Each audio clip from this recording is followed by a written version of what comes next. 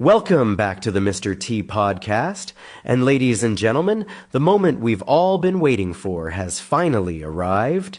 Brown Mogotsi, the man at the center of the Mchunu Matlala scandal, took the stand today at the Madlanga Commission. And let me tell you, what came out of his mouth was absolutely explosive. This is the middleman, the fixer. The man who allegedly moved R500,000 from crime boss Kate Matlala to fund Senzo Mchunu's presidential ambitions. The man who survived a so-called assassination attempt that has more holes in it than Swiss cheese. And today he had to answer for everything under oath.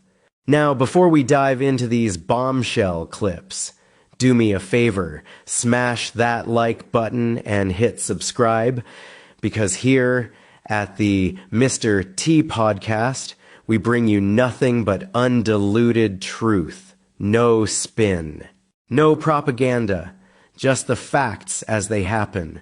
All right, enough talking. Dlamini, roll that footage. There was a worry from those interests that South Africa may hold that particular business, the trade. What area in Richards Bay, Mr. Mogotsi? There is a mine in Richards Bay.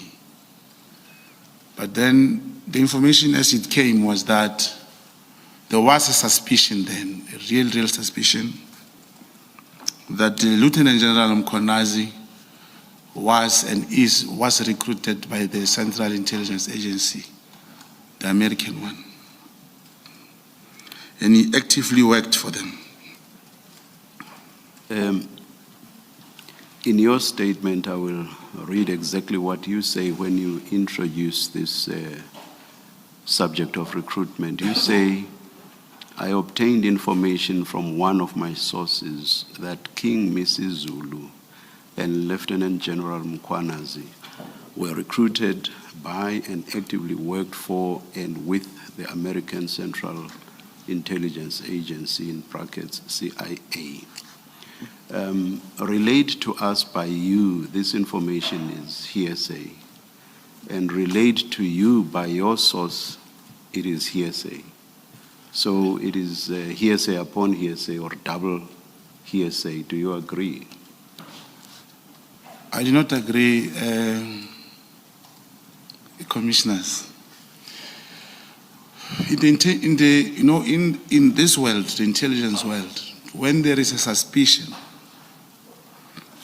you may presume, you can say yes, it's a hearsay, how a general person will think. But a contact agent, an underground operative, will have to investigate. Even if you can...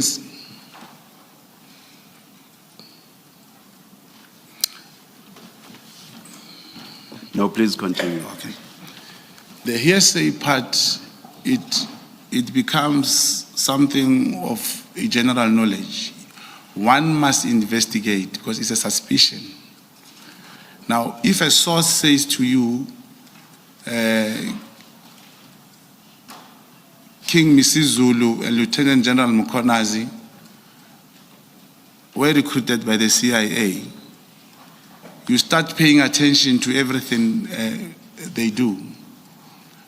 May I, please, it's a simple question. Okay.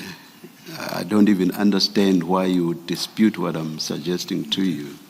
In my language, which is the isiXhosa, hearsay is undiva. Okay. I've asked my co-commissioners what it is in Setswana, and they tell me that it's mabaribari. It's true. You know that? Yes, I know that. So all I'm asking you That's is correct. whether you accept hore. It is a hearsay. Mabaribari. Yes, It was Mabarebare when it was first presented. Yes, I'm That's not correct. asking about what you would Oh, then thank you. establish Thank you, Commissioner. afterwards. Thank you, Commissioner. Ke batla ho tseba hore ke mabarebare na. Fair. Ne? Thank you, thank you. Ke ona? Ke yona. Thank you. Hey, you know, we will monate ka boka hopole di tlepe tsa ka man. Thanks. I don't want you to misunderstand me. That's correct. Hearsay evidence is admissible in this commission. The only issue would be its probative value. That is what weight we attach to it. So it's still admissible. Yeah. Thank you. But my next question then is, what detail, if any, did your source give you on how the source knew that General Mkhwanazi and King Mrs. Zulu had been recruited by the CIA? Commissioner, may Commissioner rephrase the question? I don't. What detail did your source give you on how they, that is your source, knew that General Mkhwanazi and King Mrs. Zulu had been recruited by the CIA? Did your source just say, do you know, General Mkhwanazi and King Mrs. Zulu were recruited by the CIA without more? Yeah, it is without more. You'll just say, you know, King Mrs. Zulu he's been staying somewhere in the US. You check, and then you see how General Mkhwanazi speaks. He always tells you he was trained by the American and what. That's where everything started, commissioners. And indeed, even in front of here and in our talk, he spoke about being trained by the American. I'll tell you that I actually hold a degree from the United States of America. Does that make me a CIA operative? I'm scared I asked that question because you just might say yes. No. But can you please respond? Yeah, no, I cannot say that, commissioners. Investigation as it comes. Someone may say that, not to me, to another agent, to whoever, may say Commissioner Madlanga is a CIA. He may say that, not to me. Yes, that. Thank you. But just picking up on the chair's question, apart from the fact that General Mkhwanazi says that he received some training in the United States, did your source give you any information to support his allegation that General Mkhwanazi and King Msizulu are CIA agents? Yeah.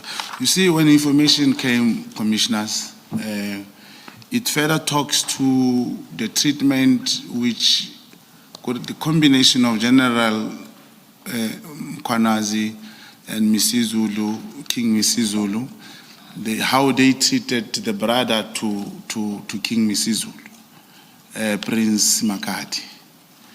The investigation took us to that extent that we ended up having to meet them. I'm sorry to interrupt you, even though the question is not mine. I do not understand the question to be about what you established later. Oh, okay. It's about the stage at which you get the information. No, there was nothing on top of that. Thank you. Understand. I think maybe then go to paragraph 22, where I think you were heading anyway.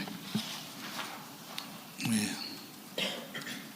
Oh, this is where the source further indicated that in execution of his mandate from CIA, Lieutenant General Mkhwanazi on numerous occasions sent members of the political killing task team to intimidate, harass, attempt to murder members of the royal house associated to Prince Makati.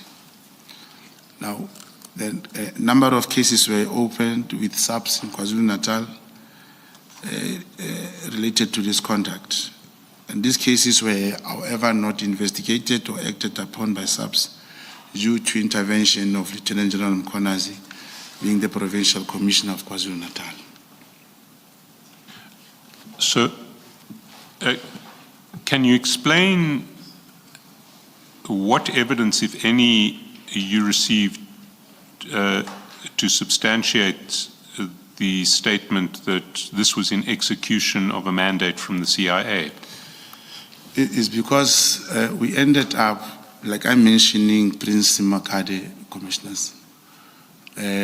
Part of my network, we ended up having to meet with them. Actually, they even came to Gauteng. We hosted them in Midrand, helped them to open a case as they were alluding. But that time, Prince Makade sent the aide and Prince Zulu. We came to Midrand.